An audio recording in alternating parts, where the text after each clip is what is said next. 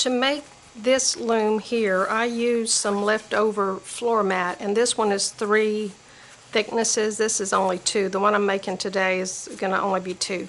I don't really like the thickness of this one, but my pins were long. The day that I was getting ready to try to do Teneriffe lace for the first time, this was all I had in the house, and I only had long pins, so I made mine a little bit thicker. And you see I store my needle there. So these are pretty nice to have in addition to any of the 3D printed looms that you may use. So all you do is you just stack however many you want for your length of pin so that they don't go all the way through.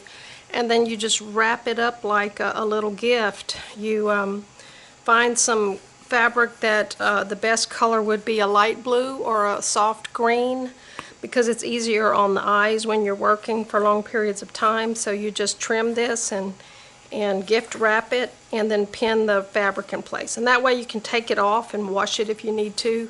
So it's very simple.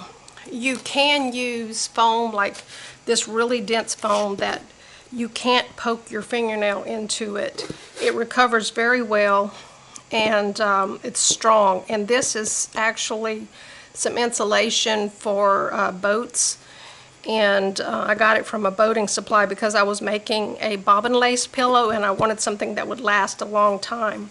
And that was before I discovered using the floor mats from the cushion floor mats from Sam's. So I had bought a pack of these from Sam's for about $20. They're not expensive. And if you're making some for a class or whatever, you just buy 1 pack of floor mats and make as many of these as you need, and it doesn't take much.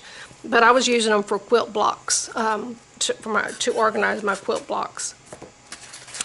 You can save packaging from stuff you get in the mail, but again, the foam needs to be flexible, strong, and has a good recovery. This is just some craft foam from Hobby Lobby or Michael's or whatever, but if you poke your fingernail into it and it crunches like that, it's not going to pop back out.